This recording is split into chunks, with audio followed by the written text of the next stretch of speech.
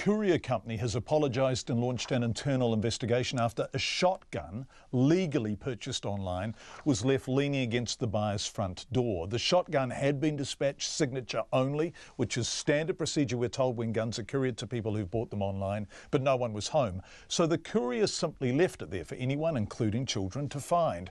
The buyer was so concerned about this and so keen to ensure it wasn't common practice that they contacted us. So I ordered a gun online, and this whole time I've been wondering how the hell it works with the sending. And yeah, they ended up just leaving it on my doorstep. That's Jordan, who legally and legitimately purchased a gun to go hunting with. It was couriered signature only. And did they get a signature? No, there was no one home at the time. So they just left a gun where? Just sitting at my front door. Lucky it was the right house. And what sort of gun was it? Shotgun, a 410 shotgun. There are no circumstances in which it's okay to leave an unattended shotgun leaning against someone's front door. None. And the retailer, Reloaders, said there are no circumstances in which it should have happened. So how did they send the gun out? We couriered it by PBT Couriers. They are a signature-only courier company, which is viewable on a picture in the ticket that I've shown you. Also, we put a bright hot pink sticker additionally on every firearm parcel that we send out that says, please obtain signature. And I've seen the package, and they did exactly as Scott Stonex said. Signature-only delivery, full stop. So should it have been left at the front door without Absolutely a signature? Not. I'm not happy about it at all. Nor was Jordan. He was kind of bewildered, almost incredulous it could happen, particularly when there's so much formal paperwork attached to purchasing a gun, as there should be, Jordan thinks. Yep, I had to verify it all at the police station and everything. So you went down to the police station to get the paperwork to get everything right? Yep. And done all of that. And the courier company left it at the front door? Yeah. So the purchaser wasn't happy and the retailer wasn't happy.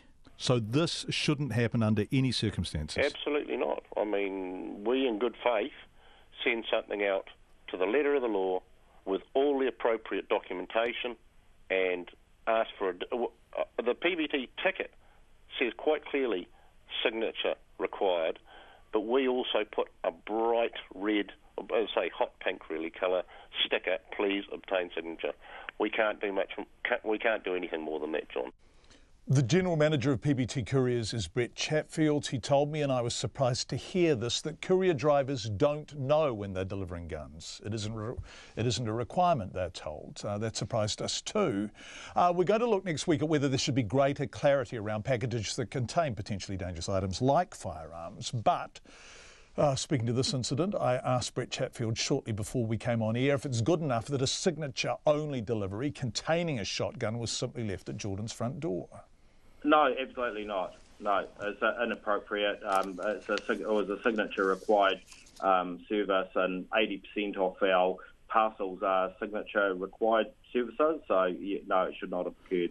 Are guns always sent as signature-required services? Yeah, so outside of courier process, there's obviously process and governance around shipping and carrying firearms. So firearms would always expected to be a signature-required service. And if they're signature-required, then there should be a signature before they're left, right? Absolutely. So what's happening here? So what's happening in relation to the driver? Should I deal with that first? Yes, the fact that the gun was simply left at the door. Yeah, so the driver that left this item at the door is an employee of ours as a driver. We've 220 drivers nationwide, but this particular driver that we've identified this afternoon, post having yourself identified the situation to us, we have got a bin for a meeting and we've stood him down, and then on Monday he will attend an employment process investigation to go through this. Shouldn't you have protocols around this, though, to make absolutely certain that drivers understand if they are couriering a gun that they don't leave the gun at the door?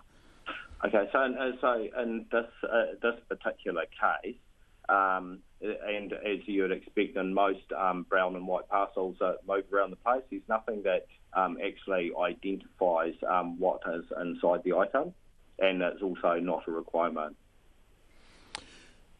So how is the guy expected to know it's a gun if nobody says it's a gun?